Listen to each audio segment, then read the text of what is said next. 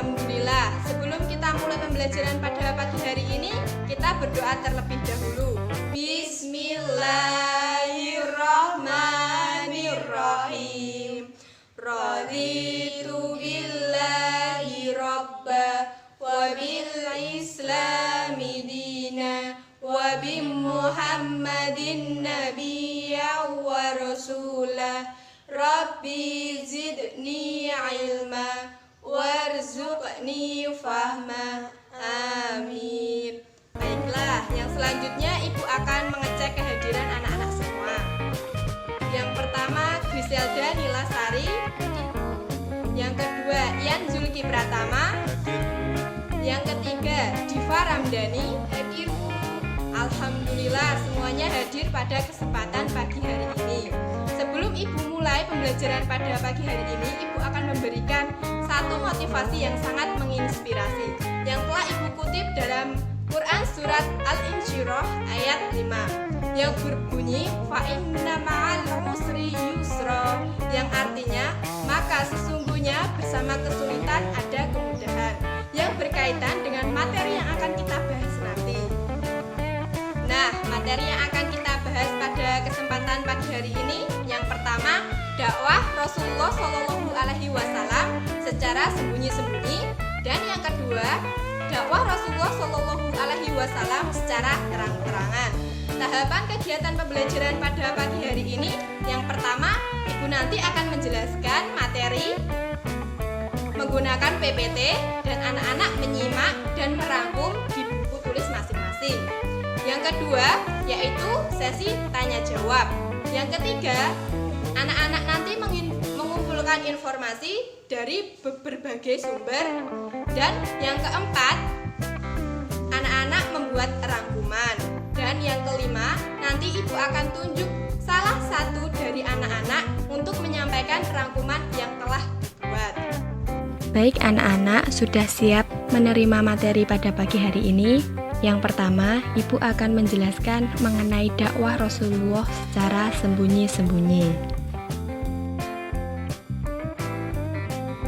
Dakwah Rasulullah secara sembunyi-sembunyi ini dilakukan kepada orang-orang terdekatnya saja, bukan karena takut, tetapi lebih untuk mengantisipasi ancaman dan serangan dari kaum kafir Quraisy. Di dalam berdakwah secara sembunyi-sembunyi ini, Rasulullah menggunakan pendekatan personal, di mana pendekatan personal ini memiliki ikatan batin dan emosional yang kuat antara yang mengajak dengan yang diajak. Nabi melakukan dakwah secara sembunyi-sembunyi ini selama 3 tahun. Yang pertama-tama, Nabi menawarkan Islam kepada orang-orang terdekatnya. Dan kemudian orang-orang yang pertama kali memasuki Islam itu disebut dengan as-sabiqunal awwalun,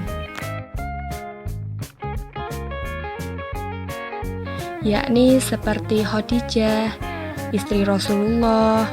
Yang kedua Zaid bin Haris, budak yang diangkat anak oleh Rasulullah. Yang ketiga Ali bin Abi Thalib, yang tidak lain adalah sepupu Rasulullah. Dan yang keempat adalah Abu Bakar As-Siddiq, sahabat terdekat Rasulullah. Masuk Islamnya para sahabat semua itu dilakukan secara sembunyi-sembunyi. Untuk apa anak-anak? Yakni untuk menghindari adanya ancaman dan serangan dari kaum kafir Quraisy. Walaupun dilakukan secara sembunyi-sembunyi, lambat laun kaum kafir Quraisy mengetahui, tetapi belum mempermasalahkan dakwah Nabi Muhammad SAW tersebut.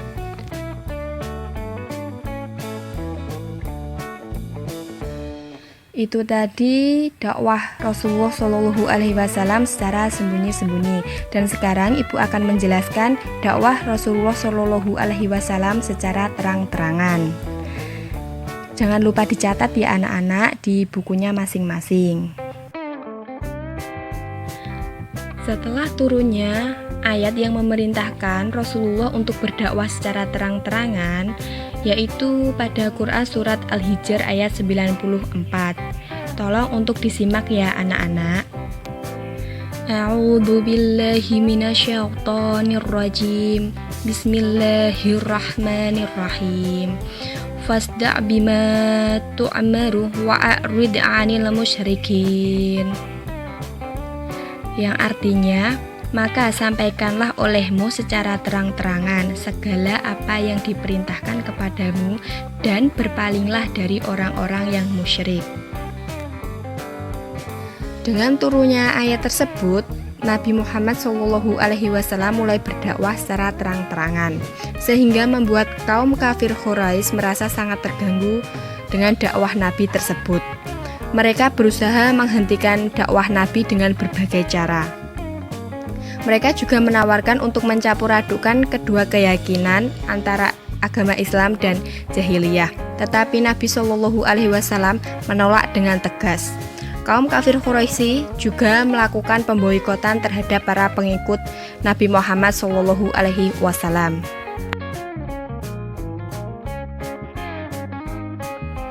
Di tengah penderitaan karena pemboikotan yang telah dilakukan oleh kaum kafir Quraisy, Allah memberikan pertolongan melalui berbagai cara. Pemboikotan ini berlangsung selama 3 tahun ya anak-anak. Pada tahun ketiga, Hisham bin Amr mengajak Zuhair bin Abi Umayyah untuk membatalkan pemboikotan tersebut. Pada saat akan merobek pengumuman yang tergantung di sudut Ka'bah tersebut, Abu Jahal datang dan berusaha menghalangi mereka. Kemudian, Mut'im bin Adi berdiri ke tempat ditempelkannya pengumuman itu untuk merobeknya. Dan ternyata sebelum dirobek, kalimat di dalam pengumuman itu sudah hancur semua, dimakan tanah kecuali kalimat Bismika Allahumma. Setelah itu berakhirlah pemboikotan terhadap Nabi Muhammad SAW dan para pengikutnya. Tetapi kaum kafir Quraisy terus menekan dan menyiksa para pengikut Nabi Muhammad SAW, sehingga Nabi memerintahkan pengikutnya untuk hijrah keluar dari kota Mekah. Kita memasuki slide yang terakhir. Apakah masih semangat anak-anak? Baik, Ibu akan menerangkan penerapan dalam kehidupan sehari-hari materi yang telah kita pelajari tadi ya anak-anak. Yakni kita tidak boleh mengeluh dalam menghadapi cobaan.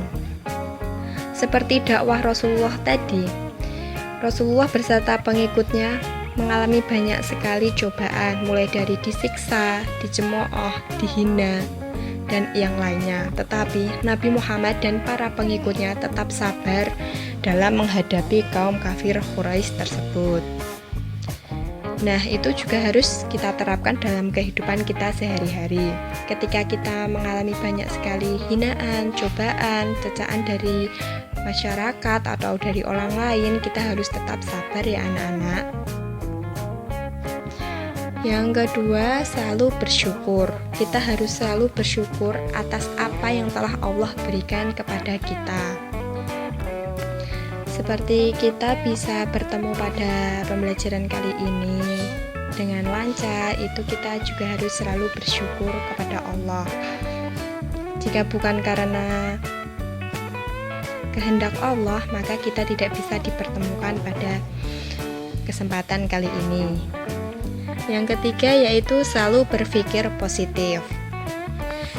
Dengan selalu berpikir positif itu bisa membuat hati kita menjadi tentram dan tidak menjadi orang yang dengki.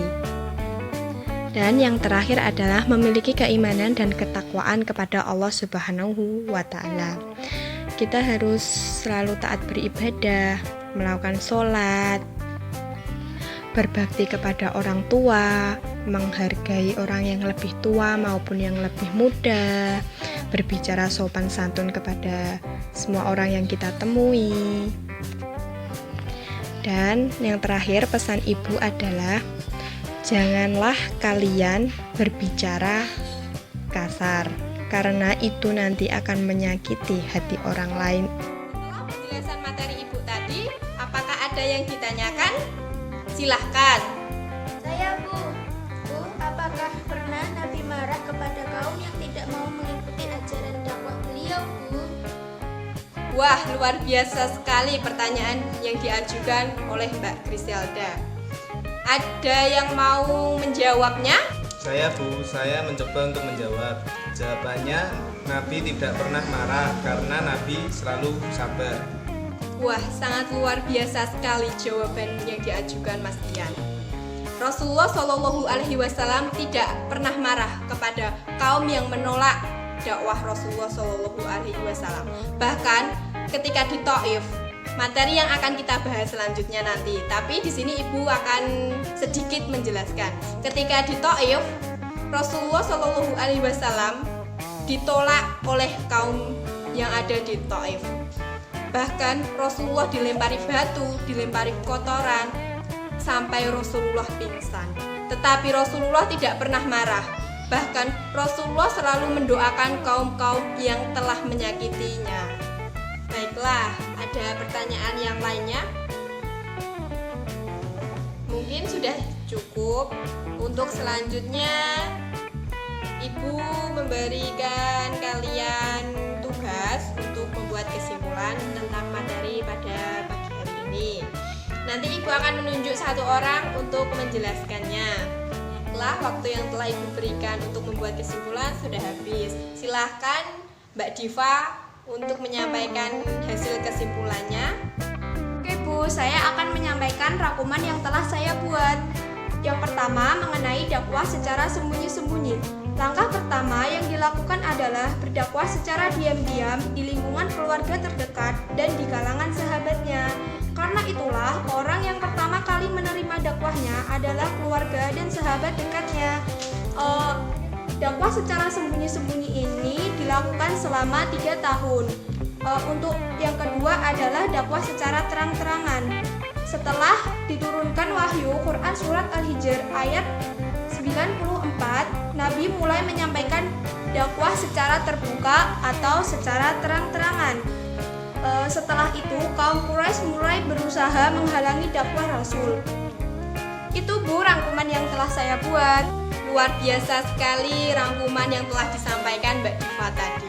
Betul sekali, kesimpulan pada pembelajaran pada pagi hari ini yaitu Rasulullah Shallallahu Alaihi Wasallam berdakwah pada awalnya secara sembunyi-sembunyi. Tetapi setelah turunnya Quran Surat Al-Hijr ayat 94 yang menyatakan untuk Rasulullah berdakwah secara terang-terangan, maka Rasulullah berdakwah secara terang-terangan walaupun banyak sekali rintangan yang dihadapi Rasulullah Shallallahu Alaihi Wasallam. Materi pada pagi hari ini cukup sampai di sini. Materi untuk pertemuan selanjutnya yaitu hijrahnya Rasulullah Shallallahu Alaihi Wasallam ke Thaif dan ke Habsyi. Untuk itu, tugas pertemuan selanjutnya, Ibu menugaskan anak-anak untuk mencari informasi tentang materi hijrahnya Nabi ke Habsyi dan ke Thaif. Boleh dari berbagai sumber, boleh dari buku maupun internet, ya anak-anak. Sebelum Ibu tutup pembelajaran pada pagi hari ini, Ibu mengingatkan untuk tetap mematuhi protokol kesehatan, tetap cuci tangan, tetap memakai masker, dan jangan keluar rumah apabila itu tidak diperlukan.